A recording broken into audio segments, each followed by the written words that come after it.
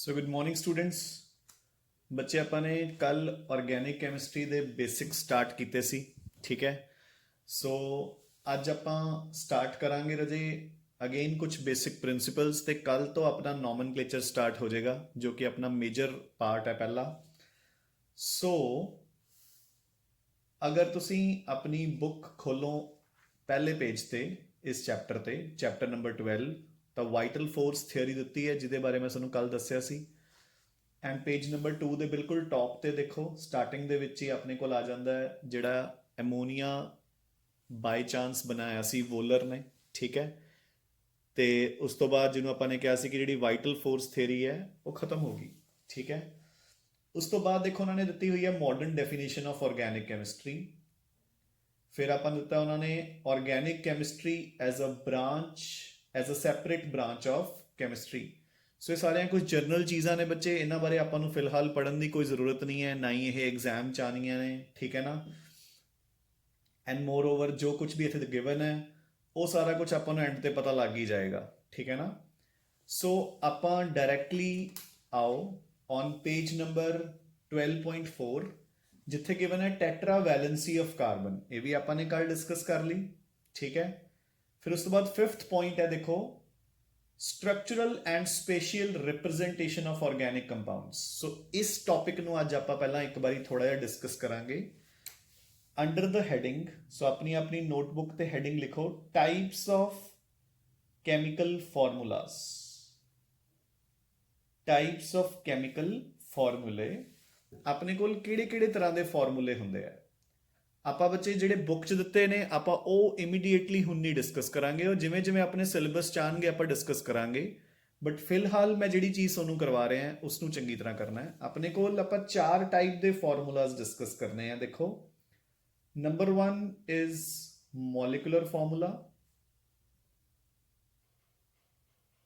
Number 2 is structural formula, number 3 is condensed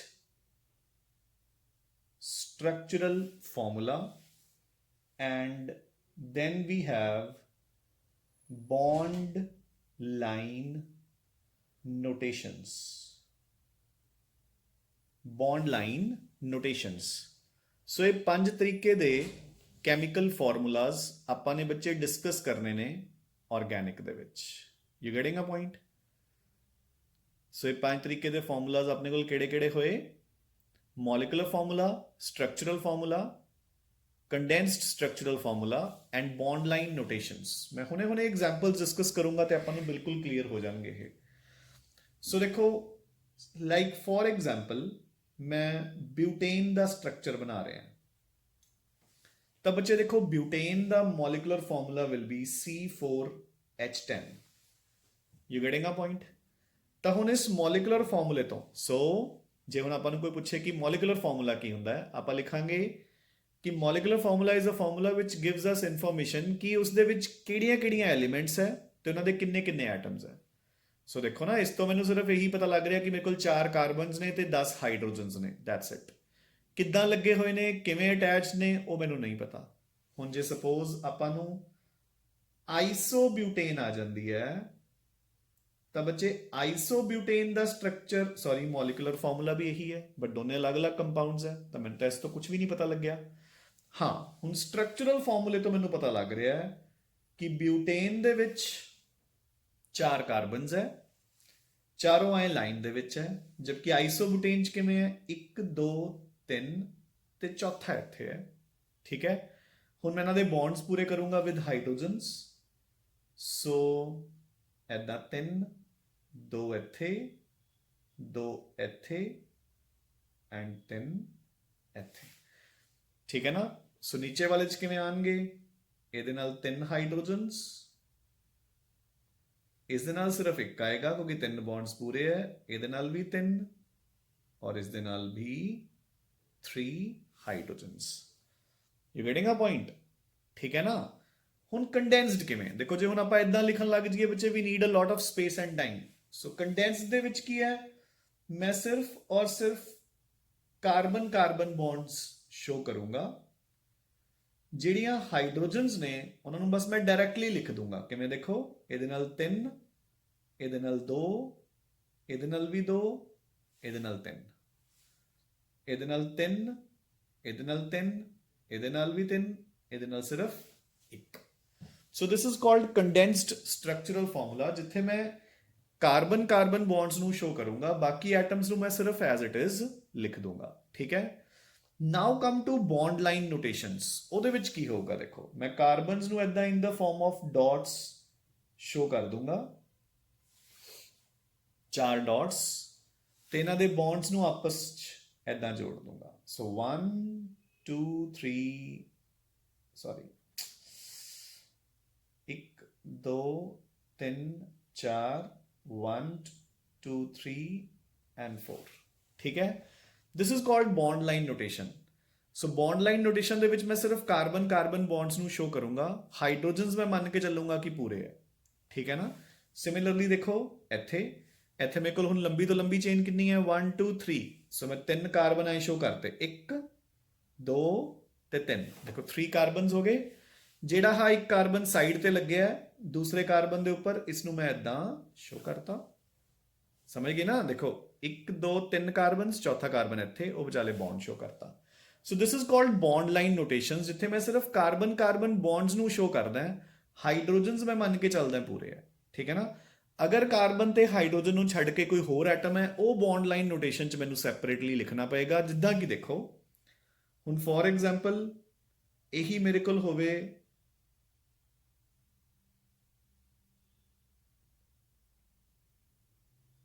ਇਥੇਨॉल, ਇਥਾਈਲ alcohol, ਜਿਸ ਨੂੰ ਆਪਾਂ ਲਿਖਦੇ ਹਾਂ C2H6O ਮੋਲੀਕੂਲਰ ਫਾਰਮੂਲਾ। ਹਾਂਜੀ, ਉਸ ਦਾ ਕੰਡੈਂਸਡ ਸਟਰਕਚਰਲ ਫਾਰਮੂਲਾ ਹੁੰਦਾ ਹੈ CH3CH2OH। ਸਟਰਕਚਰਲ ਫਾਰਮੂਲਾ ਡਿਟੇਲਸ ਤੁਸੀਂ ਲਿਖ ਹੀ ਸਕਦੇ ਹੋ। ਸੋ ਦੇਖੋ, ਜਿਸ ਦੇ ਵਿੱਚ ਸਾਰੇ ਬੌਂਡਸ ਆਪਾਂ ਡਿਟੇਲ ਸ਼ੋ ਕੀਤੇ ਹੈ। ਬੌਂਡ ਲਾਈਨ ਨੋਟੇਸ਼ਨ, ਪਹਿਲਾ ਕਾਰਬਨ, ਦੂਸਰਾ ਕਾਰਬਨ, ਸੋ 2 ਕਾਰਬਨ ਦੇਖੋ ਮੈਂ ਸ਼ੋ ਕਰਤੇ। OH ਨੂੰ ਮੈਂ ਸੈਪਰੇਟਲੀ ਨਾਲ ਸ਼ੋ ਕਰਤਾ। ਠੀਕ ਹੈ ਨਾ। ਆਹ ਵਾਲਾ ਕਾਰਬਨ ਆਕਸੀਜਨ ਬੌਂਡ ਆਪਾਂ ਨੂੰ ਦਿਖਾਉਣਾ ਪਊਗਾ। ਠੀਕ ਹੈ ਨਾ। ਸੋ CH3 CH2OH। ਠੀਕ ਹੈ। ਜਿੱਦਾਂ ਕਿ ਦੇਖੋ ਮੇਰੇ ਕੋਲ ਐਸੀਟਿਕ ਐਸਿਡ ਹੋਵੇ। ਠੀਕ ਹੈ। ਐਸੀਟਿਕ ਐਸਿਡ ਦਾ ਫਾਰਮੂਲਾ ਹੁੰਦਾ ਹੈ CH3COOH।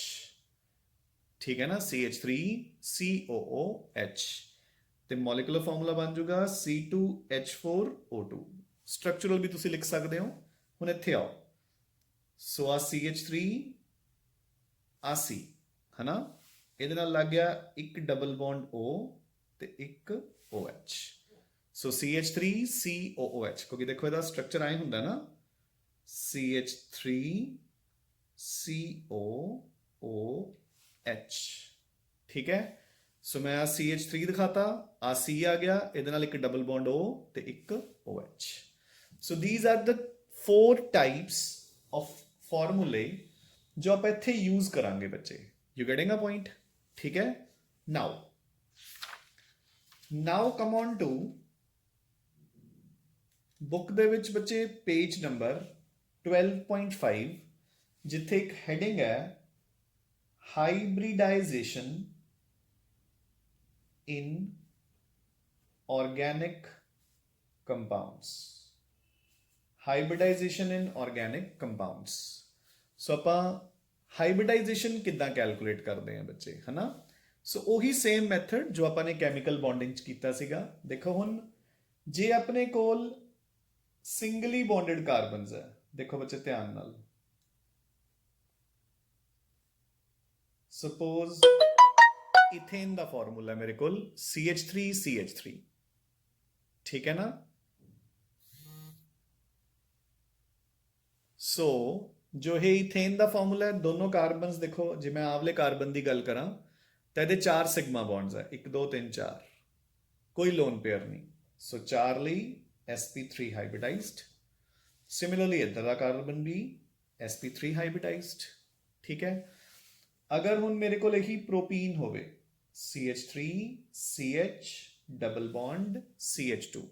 ਸੱਚ ਬੱਚੇ ਇੱਕ ਚੀਜ਼ ਧਿਆਨ 'ਚ ਰੱਖਣੀ ਹੈ, ਕਿ ਜਿਹੜੇ ਆਪਾਂ ਇਹ 4 ਟਾਈਪਸ ਕੀਤੇ ਹੈ ਇਹਨਾਂ ਵਿੱਚੋਂ condensed structural formula is the most common type ਜਿਹੜਾ ਆਪਾਂ ਯੂਜ਼ ਕਰਦੇ ਹਾਂ, ਹੈ ਨਾ, most commonly used. Now so ਆ ਪ੍ਰੋਪੀਨ ਹੈ। ਹੁਣ ਪ੍ਰੋਪੀਨ ਦਾ ਮੈਂ ਸਟਰਕਚਰ ਬਣਾਇਆ CH3 CH double bond CH2। ਸੋ ਜਿਹੜਾ ਪਹਿਲਾ ਕਾਰਬਨ ਹੈ ਬੱਚੇ, ਇਹਦੇ ਚਾਰੋਂ ਸਿਗਮਾ ਨੇ, ਸੋ ਦਿਸ ਇਜ਼ sp3। ਹੁਣ ਇਸ ਦੇ ਇੱਕ ਸਿਗਮਾ ਇੱਧਰ, ਇੱਕ ਇੱਧਰ, ਇੱਕ ਇੱਧਰ, 3 ਸਿਗਮਾ 1 ਪਾਏ, ਸੋ 3 sigma bonds sp2। Similarly and ਵਾਲੇ carbon we sp2। So singly bonded carbons are sp3 hybridized, doubly bonded carbons are sp2 hybridized। ਹੁਣ ਅਗਰ triple bonded carbon ਹੋਵੇ CH3C triple bond CH, ਸੋ ਹੁਣ ਦੇਖੋ ਜਿਹੜਾ ਆਵਲਾ ਕਾਰਬਨ ਹੈ ਇਹਦਾ ਇੱਕ ਸਿਗਮਾ ਇੱਧਰ ਹਾਈਡਰੋਜਨ ਨਾਲ, ਇੱਕ ਸਿਗਮਾ ਇੱਧਰ, ਸੋ 2 ਸਿਗਮਾ ਯਾਨੀ ਕਿ sp। ਸਿਮਿਲਰਲੀ ਇਹਦਾ ਵੀ ਇੱਕ ਸਿਗਮਾ ਇੱਧਰ, ਇੱਕ ਸਿਗਮਾ ਇੱਧਰ, sp। ਆ ਸਿੰਗਲੀ ਬੌਂਡਡ ਹੈ sp3, ਠੀਕ ਹੈ ਨਾ। ਬਟ ਇਹ ਹਮੇਸ਼ਾ ਇਦਾਂ ਨਹੀਂ ਯਾਦ ਰੱਖਣਾ ਕਿ ਸਿੰਗਲੀ ਬੌਂਡਡ ਜਾਂ ਡਬਲੀ ਬੌਂਡਡ, ਆਪਾਂ ਆਪਣੇ ਲੌਜਿਕ ਦੇ ਹਿਸਾਬ ਨਾਲ ਹੀ ਆਨਸਰ ਕਰਨਾ। ਜਿਵੇਂ ਕਿ ਦੇਖੋ ਹੁਣ ਅਗਰ ਆਪਾਂ ਨੂੰ ਇਦਾਂ ਦਾ ਕੰਪਾਊਂਡ ਆ ਜਾਵੇ, ਹੁਣ ਜਿਹੜਾ ਸੈਂਟਰ ਤੇ ਕਾਰਬਨ ਹੈ ਹੈਗਾ ਤਾਂ ਡਬਲੀ ਬੌਂਡਡ ਹੈ, ਬਟ ਇਹਦਾ ਇੱਕ ਸਿਗਮਾ ਇੱਧਰ, ਇੱਕ ਸਿਗਮਾ ਇੱਧਰ, 2 ਹੀ ਸਿਗਮਾ ਬੌਂਡਸ ਨੇ, so it is sp hybridized। Clear? So this is how to calculate the hybridizations from the number of sigma and pi bonds। ਬੱਚੇ ਇਹ ਇੱਕ ਇੰਪੋਰਟੈਂਟ ਕੁਐਸਚਨ ਹੈ ਜੋ ਕਿ +1 ਐਗਜ਼ਾਮਸ ਦੇ ਵਿੱਚ ਕਾਮਨਲੀ ਪੁੱਛਿਆ ਜਾਂਦਾ ਹੈ ਕਿ ਏਵਲੇ ਕੰਪਾਊਂਡ ਦੇ ਵਿੱਚ ਕਿ ਇੱਕ ਗਿਵਨ ਕੰਪਾਊਂਡ ਹੈ ਉਹਦੇ ਵਿੱਚ ਕਿਹੜਾ ਕਾਰਬਨ sp ਹਾਈਬ੍ਰਿਡਾਈਜ਼ਡ ਹੈ, ਕਿਹੜਾ sp2, ਕਿਹੜਾ sp3, ਜਾਂ ਕਿੰਨੇ ਸਿਗਮਾ ਬੌਂਡਸ ਹੈ, ਕਿੰਨੇ ਪਾਈ ਬੌਂਡਸ ਹੈ, ਠੀਕ ਹੈ ਨਾ, ਉਹ ਸਾਰਾ ਕੁਝ। So come on to page number 12.6। Orbital structures बने हुए ने, ये आप केमिकल बॉन्डिंग च कवर कर चुके हैं। मीथेन, इथेन, इथीन, इथाइन दे ऑर्बिटल डायग्राम्स वो तुसी उत्थों रिवाइज कर सकते हो, ठीक है। हाँ जी, पेज नंबर 12.7 ते हुणे तुहाडा होमवर्क है एग्जाम्पल नंबर 1, 2 एंड 3। ये सारियां इहदे नाल ही रिलेटेड है कि सिग्मा बॉन्ड्स की हुंदे ने, पाई बॉन्ड्स किन्ने है, किन्नी हाइब्रिडाइजेशन है, या ਇਹਦਾ ਸਟਰਕਚਰਲ ਫਾਰਮੂਲਾ ਦਿਓ, ਇਹਦਾ ਬੌਂਡ ਲਾਈਨ ਨੋਟੇਸ਼ਨ ਦਿਓ, ਠੀਕ ਹੈ ਨਾ। ਸੋ ਇਹ ਸਾਰਾ ਕੁਝ ਤੁਸੀਂ ਖੁਦ ਬ ਖੁਦ ਮੈਨੇਜ ਕਰ ਸਕਦੇ ਹੋ, ਠੀਕ ਹੈ ਨਾ। You getting a point? So ਹੁਣ ਜਿਹੜਾ ਨੈਕਸਟ ਟੌਪਿਕ ਬੱਚੇ ਆਪਾਂ ਨੇ ਅੱਜ ਲਈ ਕਵਰ ਕਰਨਾ ਹੈ, that is types of organic compounds. So ਬੱਚੇ ਜਿਹੜੀਆਂ ਐਗਜ਼ਾਮਪਲ ਨੰਬਰ 1, 2 ਐਂਡ 3 ਹੈ ਇਹ ਤੁਸੀਂ ਐਜ਼ ਅ ਹੋਮਵਰਕ ਪੂਰੀਆਂ ਕਰ ਲੈਣੀ ਹੈ, ਠੀਕ ਹੈ ਨਾ। ਸੋ ਟਾਈਪਸ ਆਫ ਆਰਗੈਨਿਕ ਕੰਪਾਊਂਡਸ, ਠੀਕ ਹੈ, ਮਤਲਬ basically this is given on page number 12.8 under the heading classification of organic compounds, ਠੀਕ ਹੈ ਨਾ। ਤਾਂ ਬੱਚੇ ਦੇਖੋ ਆਰਗੈਨਿਕ ਕੰਪਾਊਂਡਸ ਆਪਣੇ ਕੋਲ 2 ਟਾਈਪਸ ਦੇ ਹੁੰਦੇ ਆ। ਪਹਿਲਾਂ broadly open chain and closed chain, ठीक है ना। ओपन चेन सोनू खुद ही बोल रहे हैं बच्चे, है ना, जेडे अपने हुण तक एग्जांपल्स कीतियां सारियां ओपन चेन ने। मतलब इन्हां नूं आपां एसाइक्लिक कंपाउंड्स भी बोल दिंदे हैं, क्योंकि इन्हां नूं आपां क्लोज चेन नूं साइक्लिक भी बोल दिंदे हैं, रिंग्ड कंपाउंड्स भी बोल दिंदे हैं, क्योंकि अगर चेन क्लोज हो जूगी तो रिंग बन जूगा, साइकिल बन जूगा एक, है ना। Like for example, this is propane, CH3, CH2, CH3। closed ਦੇ ਵਿੱਚ अगर मैं ही closed बनाना होवे 3 कार्बन्स ਦਾ तो इदां बनेगा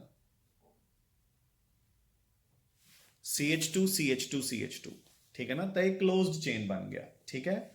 ਹੁਣ ਜਿਹੜੀ closed chain है ਉਹ further 2 टाइप्स ਦੇ ਬੱਚੇ, ਇੱਕ ਹੁੰਦੇ ਨੇ ਹੋਮੋਸਾਈਕਲਿਕ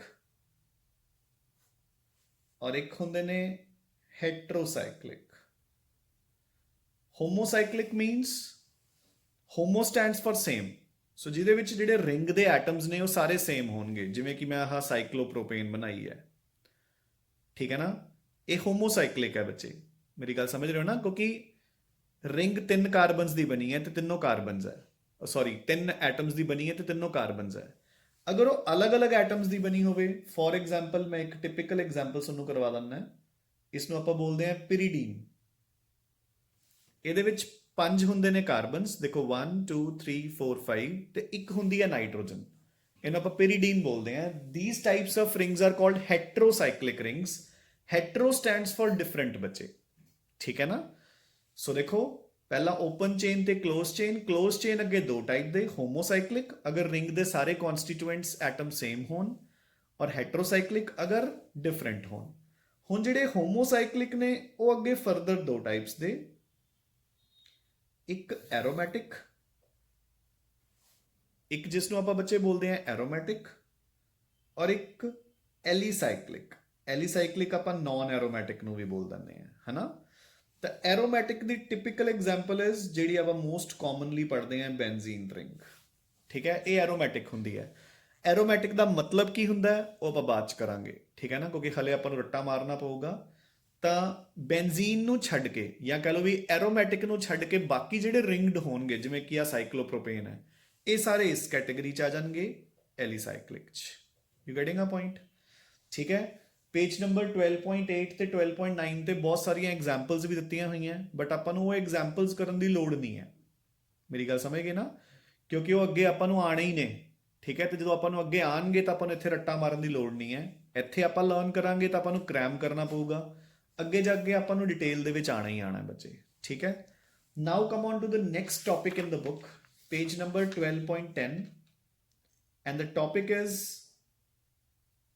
ਫੰਕਸ਼ਨਲ ਗਰੁੱਪ,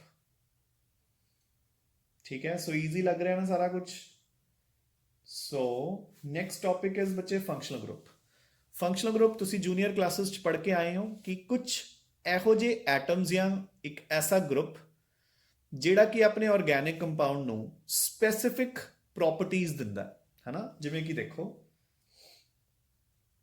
ਮੇਰੇ ਕੋਲ ਇੱਕ ਇਥੇਨ ਸੀ ਜੋ ਕਿ ਇੱਕ ਗੈਸ ਸੀ, ਜੋ ਕਿ ਇਨਸੋਲੂਬਲ ਇਨ ਵਾਟਰ ਸੀ, ਜੋ ਕਿ ਇੱਕ ਗੈਸ ਸੀ ਐਂਡ ਇਨਸੋਲੂਬਲ ਇਨ ਵਾਟਰ ਸੀ, ਠੀਕ ਹੈ। ਮੈਂ ਇਸ ਦਾ ਇੱਕ H ਹਟਾ ਕੇ ਉਸ ਦੀ ਜਗ੍ਹਾ ਤੇ OH ਲਗਾਤਾ, ਤਾਂ ਹੁਣ ਮੇਰੇ ਕੋਲ ਇਹ ਇਥੇਨॉल ਬਣ ਗਿਆ, ਜੋ ਕਿ ਕਾਮਨਲੀ ਨੋਨ ਐਜ਼ ਐਲਕੋਹਲ, ਤੇ ਜੋ ਕਿ ਇੱਕ ਲਿਕੁਇਡ ਹੈ, ਜੋ ਕਿ ਸੋਲੂਬਲ ਇਨ ਵਾਟਰ ਹੈ, ਤੇ ਮੈਂ ਇਸ ਨੂੰ ਡਰਿੰਕਿੰਗ ਪਰਪਸਿਸ ਲਈ ਯੂਜ਼ ਕਰਦਾ, ਹਨਾ। ਮਤਲਬ ਐਲਕੋਹਲ दारू ਪੀਣ ਦੇ ਕੰਮ ਹੀ ਆਉਂਦੀ ਹੈ, ਠੀਕ ਹੈ ਨਾ। ਹੋਰ ਵੀ ਬਹੁਤ ਸਾਰੇ ਯੂਜ਼ਸ ਹੈ, but yes soluble in water and drinking purposes. ਹੁਣ ਮੈਂ ਕੀ ਕਰਦਾ, ਦੇਖੋ ਮੈਂ ਇਸ ਦਾ ਆਹ CH2 ਚੱਕ ਕੇ ਇੱਧਰ ਸ਼ਿਫਟ ਕਰ ਦਿੰਦਾ, ਤਾਂ ਇਹ ਮੇਰੇ ਕੋਲ ਬਣ ਗਿਆ CH3O CH3। ਦੇਖੋ ਸੇਮ ਕੰਪਾਊਂਡ ਹੈ, 2 ਕਾਰਬਨਸ ਹੈ, ਇੱਕ O ਹੈ ਤੇ 6 ਹਾਈਡਰੋਜਨਸ ਹੈ, ਹਨਾ, ਦੋਨੋਂ ਸੇਮ ਹੈ। ਇਹ ਬਣ ਗਿਆ ਮੇਰੇ ਕੋਲ ਈਥਰ, ਜੋ ਕਿ ਪੋਇਜ਼ਨਸ ਹੁੰਦਾ, ਠੀਕ ਹੈ।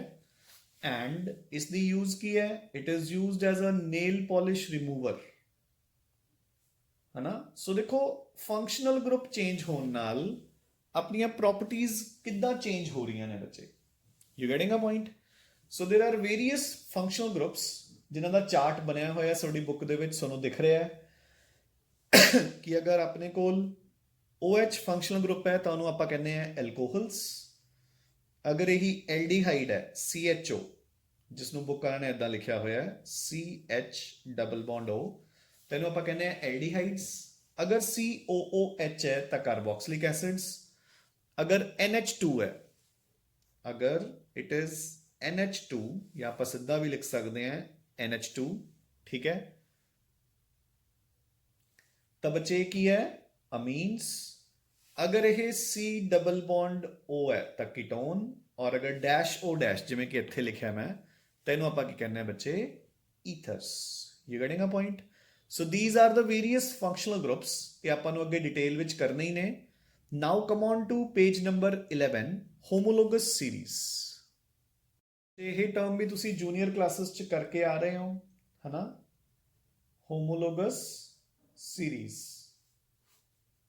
ਸੋ ਹੋਮੋਲੋਗਸ ਸੀਰੀਜ਼ ਕੀ ਹੁੰਦੀ ਹੈ, ਦੇਖੋ ਜਿੱਦਾਂ ਕਿ ਆਪਾਂ ਆਪਣੇ ਕੋਲ ਮਿਥੇਨ ਹੈ, ਮਿਥੇਨ ਤੋਂ ਬਾਅਦ ਇਥੇਨ ਹੈ, ਇਥੇਨ ਤੋਂ ਬਾਅਦ ਪ੍ਰੋਪੇਨ ਹੈ, ਪ੍ਰੋਪੇਨ ਤੋਂ ਬਾਅਦ ਬਿਊਟੇਨ ਹੈ।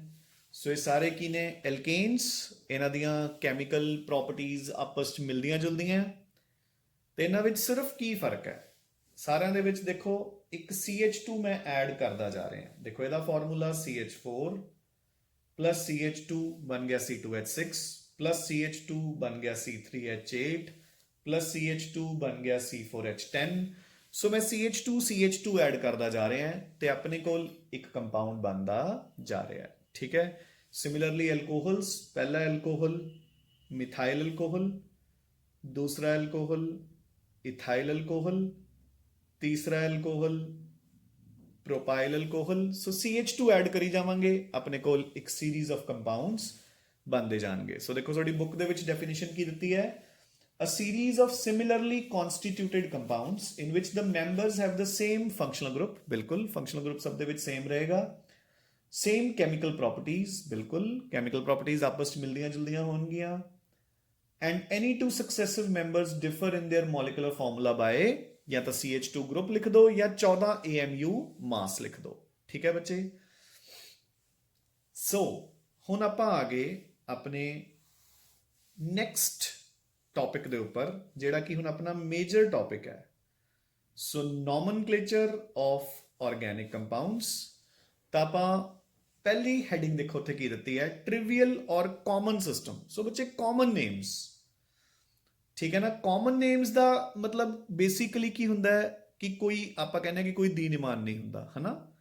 ਕਿਉਂਕਿ ਕਾਮਨ ਨੇਮ ਕੀ ਹੈ? ਜਿੱਦਾਂ ਆਪਾਂ ਕਿਸੇ ਚੀਜ਼ ਨੂੰ ਕੋਈ ਕਾਮਨਲੀ ਬੋਲਦੇ ਆ ਤਾਂ ਆਪਾਂ ਉਦਾਂ ਯੂਜ਼ ਕਰਨ ਲੱਗ ਜਾਂਦੇ ਆ, ਠੀਕ ਹੈ ਨਾ। ਲਾਈਕ ਫੋਰ ਐਗਜ਼ਾਮਪਲ ਹੁਣ ਦੇਖੋ ਆਪਣੇ ਕੋਲ ਦਿਸ ਇਜ਼ ਕਾਲਡ ਮੀਥੇਨੋਇਕ ਐਸਿਡ। ਇਹਦਾ IUPAC ਨੇਮ ਹੈ। IUPAC names will be same through out the world.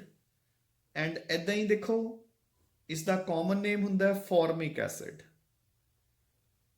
ਤਾਂ ਬੱਚੇ ਫਾਰਮਿਕ ਐਸਿਡ ਜੋ ਹੈ ਹਨਾ, ਹੁਣ ਉਹ ਦੇਖੋ ਇਸ ਦਾ ਨਾਮ ਕਿੱਥੋਂ ਬਣਿਆ ਹੋਇਆ? ਮਤਲਬ ਲੈਟਿਨ ਲੈਂਗੁਏਜ ਦੇ ਵਿੱਚ ਜੋ ਫਾਰਮਿਕਾ ਹੁੰਦਾ ਹੈ, ਫਾਰਮਿਕਾ ਸਟੈਂਡਸ ਫॉर ਰੈਡ ਐਂਟਸ, ਜਿਹਨਾਂ ਨੂੰ ਆਪਾਂ ਭੂਰੀਆਂ ਕੀੜੀਆਂ ਬੋਲ ਦਿੰਦੇ ਆ। ਤਾਂ ਜਿਹੜੀ ਰੈਡ ਐਂਟ ਹੁੰਦੀ ਹੈ ਉਹ ਜਦੋਂ ਕਿਸੇ ਨੂੰ ਕੱਟਦੀ ਹੈ ਤਾਂ ਉਹਦੀ ਜਿਹੜੀ ਲਾਰ ਹੁੰਦੀ ਹੈ ਬੱਚੇ, ਲਾਰ ਜਿਹਨੂੰ ਆਪਾਂ ਕਹਿੰਦੇ ਹਾਂ ਹਨਾ, ਲਾਰ ਦੇ ਵਿੱਚ ਦੰਦੀ ਦੇ ਵਿੱਚ ਫਾਰਮਿਕ ਐਸਿਡ ਹੁੰਦਾ, ਤਾਂ ਕਰਕੇ ਇਸ ਦਾ ਨਾਮ ਫਾਰਮਿਕ ਐਸਿਡ ਰੱਖਤਾ ਫਾਰਮਿਕਾ ਦੇ ਪਿੱਛੇ। ਠੀਕ ਹੈ। ਤਾਂ ਇਹ ਤਰ੍ਹਾਂ ਜੇ ਕਾਮਨ ਨੇਮਸ ਤਾਂ ਫਿਰ ਐਦਾਂ ਬਣੇ ਹੁੰਦੇ ਨੇ। ਜਿਵੇਂ ਹੁਣ ਦੇਖੋ ਆਪਾਂ ਨੇ ਐਪਲ ਖਾਣਾ ਹੈ ਤਾਂ ਇੰਗਲਿਸ਼ ਸਪੀਕਿੰਗ ਨੇਸ਼ਨ ਦੇ ਵਿੱਚ ਉਹਨੂੰ ਐਪਲ ਕਵਾਂਗੇ, ਆਪਣੇ ਹਿੰਦੀ ਦੇ ਵਿੱਚ ਉਹਨੂੰ ਸੇਬ ਕਹਿ ਦਿੱਤਾ ਜਾਊਗਾ, ਪੰਜਾਬੀ ਦੇ ਵਿੱਚ ਸਿਓ ਵੀ ਬੋਲ ਦਿੰਦੇ ਆ ਹਨਾ। ਤਾਂ ਉਹ ਤਾਂ ਜਿਹੜੇ ਜਿਹੜੇ ਏਰੀਏ 'ਚ ਆਪਾਂ ਜਾਈ ਜਾਵਾਂਗੇ ਉਹ ਚੇਂਜ ਹੋਈ ਜਾਊਗਾ। ਬਟ ਉਹਦਾ ਜਿਹੜਾ ਬੋਟੈਨੀਕਲ ਨੇਮ ਹੈ ਕੀ ਹੁੰਦਾ ਬੱਚੇ? ਬਾਇਓ ਵਾਲੇ ਸਟੂਡੈਂਟਸ ਨੂੰ ਪਤਾ ਹੋਊਗਾ, ਐਪਿਸ ਮਿਊਸੀਫੇਰਾ, that will remain the same. ਹੁਣ ਆਪਾਂ ਨੇ ਅਗਰ ਬਨਾਨਾ ਖਾਣਾ ਹੈ ਤਾਂ ਉਹ ਬਨਾਨਾ ਇੰਗਲਿਸ਼ 'ਚ ਹੈ, ਪੰਜਾਬੀ 'ਚ ਕੇਲਾ ਵੀ ਹੈ, ਬਟ ਮਿਊਜ਼ਾ ਇੰਡੀਕਾ ਵਿਲ ਰਿਮੇਨ ਦ ਸੇਮ ਹੈ ਨਾ। ਉਹ ਸਾਰੇ ਕਿਤੇ ਸੇਮ ਰਹੂਗਾ, all over the world same ਰਹੂਗਾ। You getting a point? So ਐਦਾਂ ਹੀ ਜਿਹੜੇ ਆਪਣੇ IUPAC ਨੇਮਸ ਹੁੰਦੇ ਨੇ ਬੱਚੇ, ਰੂਲਸ ਦੇ ਨਾਲ ਬਣੇ ਹੋਏ IUPAC ਨੇਮਸ ਹੁੰਦੇ ਨੇ ਜਿਹੜੇ ਹਨਾ, ਦੇ remain same through out the world. IUPAC ਦੇ ਫੁੱਲ ਫਾਰਮ ਕੀ ਹੁੰਦੀ ਹੈ? International union of pure and applied chemistry. International union of pure and applied chemistry ਬੱਚੇ, ਠੀਕ ਹੈ ਨਾ। ਤਾਂ ਯਾਦ ਰੱਖਣਾ ਹੈ ਜਿਹੜੇ IUPAC ਨੇਮਸ ਹੁੰਦੇ ਨੇ ਉਹਨਾਂ ਦੇ 4 ਪਾਰਟਸ ਹੁੰਦੇ ਆ। ਧਿਆਨ ਨਾਲ ਸੁਣ ਲਓ। ਹੁਣ ਇਹੀ ਆਪਣਾ +1 ਲਈ ਮੇਜਰ ਟੌਪਿਕ ਹੈ, ਤੇ ਜਿੰਨੀ ਦੇਰ ਤੱਕ ਆਪਾਂ ਨੂੰ ਨੋਮਨਕਲੇਚਰ ਨਹੀਂ ਆਉਂਦਾ ਉਨੀ ਦੇਰ ਤੱਕ ਆਰਗੈਨਿਕ ਕਰਨੀ ਪੋਸੀਬਲ ਹੀ ਨਹੀਂ ਹੈ ਬੱਚੇ ਹਨਾ। ਸੋ ਦੇਖੋ ਸਭ ਤੋਂ ਪਹਿਲਾਂ ਮੈਂ ਲਿਖਦਾ ਹਾਂ ਇਸ ਦੇ ਵਿੱਚ ਪ੍ਰੀਫਿਕਸ, ਫਿਰ ਮੈਂ ਲਿਖਦਾ ਇਹਦੇ ਵਿੱਚ word root, then I write primary suffix and then I write secondary suffix। ਬੱਚੇ ਅੱਜ ਤੋਂ ਬਾਅਦ ਯਾਦ ਰੱਖਣਾ ਹੈ ਜਿੱਥੇ ਵੀ ਕੈਮਿਸਟਰੀ ਦੇ ਵਿੱਚ ਆਪਾਂ 1 ਡਿਗਰੀ ਲਿਖਾਂਗੇ that stands for primary, 2 degree stands for secondary, 3 degree stands for tertiary, 4 degree stands for quaternary। ठीक है। सो ਜਿਹੜਾ ਸੈਕੰਡਰੀ ਸਫਿਕਸ ਹੁੰਦਾ ਹੈ, ਇਟ ਸਟੈਂਡਸ ਫॉर ਅਗਰ ਕੰਪਾਊਂਡ ਦੇ ਵਿੱਚ ਕੋਈ ਫੰਕਸ਼ਨਲ ਗਰੁੱਪ ਹੈ। ਪ੍ਰਾਇਮਰੀ ਸਫਿਕਸ ਦੱਸਦਾ ਹੈ ਕਿ ਉਹ ਐਲਕੇਨ, ਐਲਕੀਨ, ਐਲਕਾਈਨ ਉਹਨਾਂ ਵਿੱਚੋਂ ਕੀ ਹੈ, ਯਾਨੀ ਕਿ ਉਹਦੇ ਵਿੱਚ ਸਿਰਫ ਸਿੰਗਲ ਬੌਂਡਸ ਹੀ ਨੇ ਜਾਂ ਕੋਈ ਡਬਲ ਜਾਂ ਟ੍ਰਿਪਲ ਬੌਂਡ ਵੀ ਹੈ। ਵਰਡ ਰੂਟ ਦੱਸਦਾ ਹੈ ਬੱਚੇ number of carbons in the longest carbon chain, ਠੀਕ ਹੈ। ਐਂਡ ਫਾਈਨਲੀ ਪ੍ਰੀਫਿਕਸ ਦੱਸਦਾ ਵੀ ਇਹਨਾਂ ਤਿੰਨਾਂ ਨੂੰ ਛੱਡ ਕੇ ਹੋਰ ਕੁਝ ਹੈਗਾ ਜਾਂ ਨਹੀਂ ਹੈਗਾ, ਯਾਨੀ ਕਿ ਉਹ ਆਪਾਂ ਨੂੰ ਦੱਸਦਾ ਹੈ ਸਬਸਟੀਟੂਐਂਟਸ, ਠੀਕ ਹੈ ਨਾ।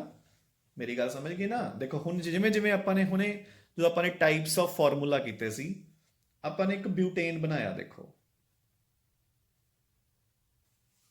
ਠੀਕ ਹੈ।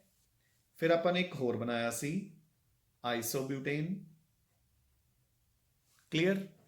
ਹੁਣ ਤੁਸੀਂ ਬਿਊਟੇਨ ਦੀ ਨੰਬਰਿੰਗ ਕਰੋ, 1 2 3 4, ਚਾਹੇ ਇਧਰੋਂ ਕਰ ਦਿਓ 1 2 3 4। ਸੋ ਚਾਰੋਂ ਕਾਰਬਨ ਇੱਕੋ ਲਾਈਨ ਦੇ ਵਿੱਚ ਆ ਗਏ ਕਿ ਨਹੀਂ। ਤੁਸੀਂ ਇਹਦੀ ਨੰਬਰਿੰਗ ਕਰੋ, ਚਾਰੋਂ ਇੱਕ ਲਾਈਨ 'ਚ ਆ ਹੀ ਨਹੀਂ ਸਕਦੇ। ਦੇਖੋ 1 2 3 1 2 3 1 2 3 1 2 3 1 2 3 1 2 3। ਤੁਸੀਂ ਜਿੱਧਰੋਂ ਮਰਜ਼ੀ ਨੰਬਰਿੰਗ ਕਰੋ, ਇੱਕ ਕਾਰਬਨ ਬਾਹਰ ਰਹੂਗਾ ਹੀ ਰਹੂਗਾ। ਸਪੋਜ਼ ਮੈਂ ਆਵਲੀ ਕਰਤੀ ਤਾਂ ਦੇਖੋ ਆ ਬਾਹਰ ਰਹਿ ਗਿਆ ਕਿ ਨਹੀਂ, ਠੀਕ ਹੈ। ਹੁਣ ਇਸ ਦਾ ਨਾਮ ਕੀ ਹੋਊਗਾ? ਇਹਦਾ ਨੇਮ ਹੋਊਗਾ ਦੇਖੋ 2 ਮਿਥਾਈਲ। ਸੋ ਇਹ ਮਿਥਾਈਲ ਵਗੈਰਾ ਕਿਵੇਂ ਲਿਖਦੇ ਆ ਮੈਂ ਬਾਅਦ ਦੱਸੂਗਾ। ਸੋ ਦੂਜੇ ਕਾਰਬਨ ਤੇ ਲੱਗਿਆ ਮਿਥਾਈਲ। ਸੋ ਦੇਖੋ ਸਭ ਤੋਂ ਪਹਿਲਾਂ ਸਬਸਟੀਟੂਐਂਟ ਆ ਗਿਆ। ਫਿਰ ਲੰਬੀ ਤੋਂ ਲੰਬੀ ਚੇਨ ਕਿੰਨੇ ਕਾਰਬਨ ਦੀ ਹੈ? 3, ਉਹਦੇ ਲਈ ਪ੍ਰੋਪ। ਸੋ ਫਿਰ ਆ ਗਿਆ ਮੇਰਾ ਵਰਡ ਰੂਟ। ਸਾਰੇ ਸਿੰਗਲ ਬੌਂਡਸ ਹੈ, ਉਹਦੇ ਲਈ ਲੱਗ ਗਿਆ ਏਨ। ਸੋ 2 ਮਿਥਾਈਲ ਪ੍ਰੋਪੇਨ, ਇਹਦਾ IUPAC ਨੇਮ ਹੈ, ਠੀਕ ਹੈ। ਜੇ ਹੁਣ ਉੱਪਰ ਵਾਲੇ ਦਾ ਨਾਮ ਲਿਖਣਾ ਮੈਂ, ਉਹਦਾ ਕੀ ਆਊਗਾ? ਬਿਊਟੇਨ। ਕਿਉਂ? ਸਬਸਟੀਟੂਐਂਟ ਕੋਈ ਹੈ ਨਹੀਂ, 4 ਕਾਰਬਨਸ ਲਈ ਬਿਊਟ, ਸਿੰਗਲ ਬੌਂਡਸ ਹੈ ਤਾਂ ਏਨ ਹੋ ਗਿਆ ਬੱਚੇ। ਮੇਰੀ ਗੱਲ ਸਮਝ ਆਈ ਕਿ ਨਹੀਂ? ਹੁਣ ਜਿਹੜੀ ਚੀਜ਼ ਹੈ ਧਿਆਨ ਨਾਲ ਕਰਨ ਵਾਲੀ, ਉਹ ਇਹ ਯਾਦ ਰੱਖਿਓ ਕਿ ਨੰਬਰਿੰਗ ਆਪਾਂ ਨੇਮਿੰਗ ਆਪਾਂ ਐਂ ਕਰਦੇ ਹਾਂ, ਠੀਕ ਹੈ। ਮਤਲਬ ਆਪਾਂ ਇੱਧਰਲੇ ਪਾਸੇ ਜਾਵਾਂਗੇ। ਸਭ ਤੋਂ ਪਹਿਲਾਂ ਆਪਾਂ ਨਾਮ ਲਿਖਾਂਗੇ ਪ੍ਰੀਫਿਕਸ ਦਾ, ਫਿਰ ਵਰਡ ਰੂਟ ਦਾ, ਫਿਰ ਪ੍ਰਾਇਮਰੀ ਸਫਿਕਸ, ਫਿਰ ਸੈਕੰਡਰੀ। ਜਦਕਿ ਜਦੋਂ ਆਪਾਂ ਪ੍ਰੈਫਰੈਂਸ ਦੇਣੀ ਹੈ ਨੰਬਰਿੰਗ ਕਰਦੇ ਵਕਤ, ਉਹ ਉਲਟਾ ਕਰਨੀ ਹੈ। ਨੰਬਰਿੰਗ ਕਰਦੇ ਵਕਤ ਸਭ ਤੋਂ ਵੱਧ ਪ੍ਰੈਫਰੈਂਸ ਮਿਲੂਗੀ ਫੰਕਸ਼ਨਲ ਗਰੁੱਪ ਨੂੰ, ਫਿਰ ਡਬਲ ਜਾਂ ਟ੍ਰਿਪਲ ਬੌਂਡ ਨੂੰ, ਫਿਰ ਵਰਡ ਰੂਟ ਨੂੰ, ਫਿਰ ਸਭ ਤੋਂ ਘੱਟ ਸਬਸਟੀਟੂਐਂਟ ਨੂੰ। ਦੇਖੋ ਮੈਂ ਇਹਦੀਆਂ ਐਗਜ਼ਾਮਪਲਸ ਦੇ ਕੇ ਸਮਝਾਉਣਾ ਹੈ ਵੀ ਕਿੱਦਾਂ, ਦੇਖੋ ਧਿਆਨ ਨਾਲ।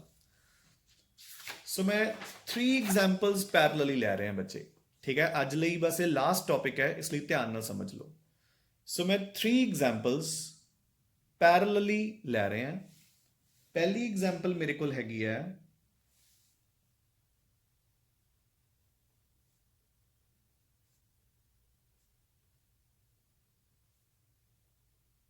ਕੁਛ ਏਦਾਂ, ਠੀਕ ਹੈ। ਦੂਸਰੀ ਐਗਜ਼ਾਮਪਲ ਹੈਗੀ ਹੈ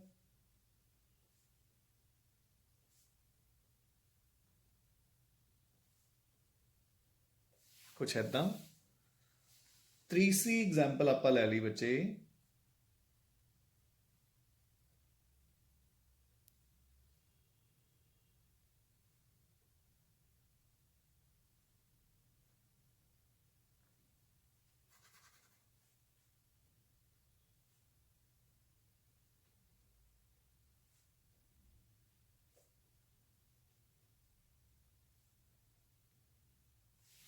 ਠੀਕ ਹੈ।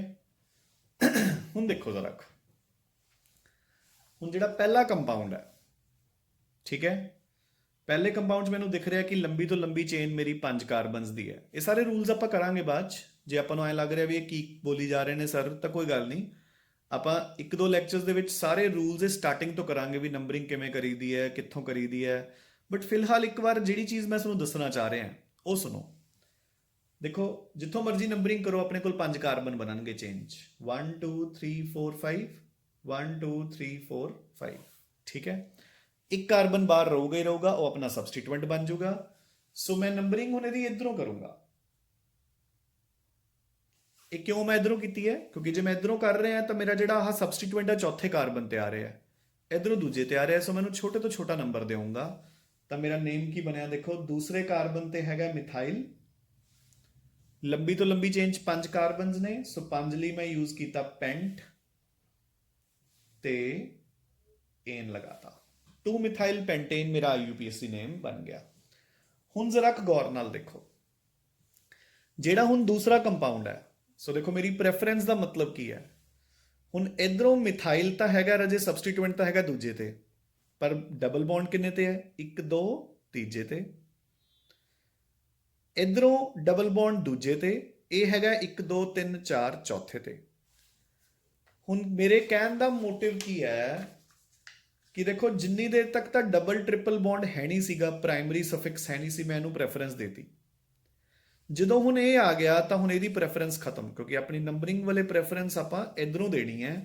ਸੋ ਹੁਣ ਮੈਨੂੰ ਸਿਰਫ ਇਸ ਤੋਂ ਮਤਲਬ ਹੈ ਕਿ ਡਬਲ ਬੌਂਡ ਇਧਰੋਂ ਘੱਟ ਨੰਬਰ ਤੇ ਹੈ, ਸੋ ਮੈਂ ਡਬਲ ਬੌਂਡ ਨੂੰ ਛੋਟੇ ਤੋਂ ਛੋਟਾ ਨੰਬਰ ਦੇਵਾਂਗਾ। ਹੁਣ ਮੇਰੇ ਸਬਸਟੀਟੂਐਂਟ ਦੀ ਕੋਈ ਵੈਲਿਊ ਨਹੀਂ, ਚਾਹੇ ਉਹ ਦੂਜੇ ਤੇ ਹੋਵੇ, ਚਾਹੇ 8ਵੇਂ ਤੇ ਹੋਵੇ, ਚਾਹੇ 10ਵੇਂ ਤੇ ਹੋਵੇ। ਸੋ ਹੁਣ ਹਾਂ, ਨੇਮਿੰਗ ਮੇਰੀ ਉਵੇਂ ਹੀ ਚੱਲੂਗੀ। 4 ਤੇ ਮਿਥਾਈਲ, ਪਹਿਲਾਂ ਸਬਸਟੀਟੂਐਂਟ, ਫਿਰ ਵਰਡ ਰੂਟ 5 ਪੈਂਟ। ਹੁਣ ਇਹ ਡਬਲ ਬੌਂਡ ਵੀ ਹੈ, ਤੇ ਡਬਲ ਬੌਂਡ ਕਿਹੜੇ ਕਾਰਬਨ ਤੇ ਹੈ? ਦੂਜੇ ਤੇ। ਸੋ 2 ਤੇ ਈਨ ਐਂਡ ਖਤਮ ਹੋ ਗਿਆ। ਸੋ ਹੁਣ ਮੈਂ ਛੋਟੇ ਤੋਂ ਛੋਟਾ ਨੰਬਰ ਦਿੱਤਾ ਡਬਲ ਬੌਂਡ ਨੂੰ, ਬਟ ਨੇਮਿੰਗ ਮੈਂ ਉਵੇਂ ਹੀ ਕੀਤੀ ਹੈ, ਪਹਿਲਾਂ ਸਬਸਟੀਟੂਐਂਟ, ਫਿਰ ਵਰਡ ਰੂਟ, ਫਿਰ ਪ੍ਰਾਇਮਰੀ ਸਫਿਕਸ। ਹੁਣ ਅਗਲੀ ਐਗਜ਼ਾਮਪਲ 'ਚ ਮੇਰੇ ਕੋਲੇ ਫੰਕਸ਼ਨਲ ਗਰੁੱਪ ਵੀ ਆ ਗਿਆ, ਸੋ ਇਹਨਾਂ ਦੋਨਾਂ ਦੀ ਵੈਲਿਊ ਖਤਮ। ਡਬਲ ਬੌਂਡ ਚਾਹੇ ਪਹਿਲੇ ਕਾਰਬਨ ਤੇ ਹੈ, ਮੈਂ ਇਧਰੋਂ ਨੰਬਰਿੰਗ ਦੇਵਾਂਗਾ ਕਿਉਂਕਿ ਇਧਰੋਂ ਮੇਰੇ OH ਨੂੰ ਸਿਰਫ ਦੂਜਾ ਨੰਬਰ ਮਿਲ ਰਿਹਾ ਹੈ। ਨੇਮਿੰਗ ਮੇਰੀ ਉਵੇਂ ਹੀ ਹੋਊਗੀ। ਚੌਥੇ ਤੇ ਲੱਗ ਗਿਆ ਮਿਥਾਈਲ, 4 ਮਿਥਾਈਲ, ਉਸ ਤੋਂ ਬਾਅਦ ਵਰਡ ਰੂਟ ਪੈਂਟ, ਉਸ ਤੋਂ ਬਾਅਦ 4 ਤੇ ਈਨ ਡਬਲ ਬੌਂਡ, ਦੂਜੇ ਤੇ ਲੱਗਿਆ ਓਲ ਜਿਹੜਾ ਕਿ ਐਲਕੋਹਲ ਲਈ ਹੈ।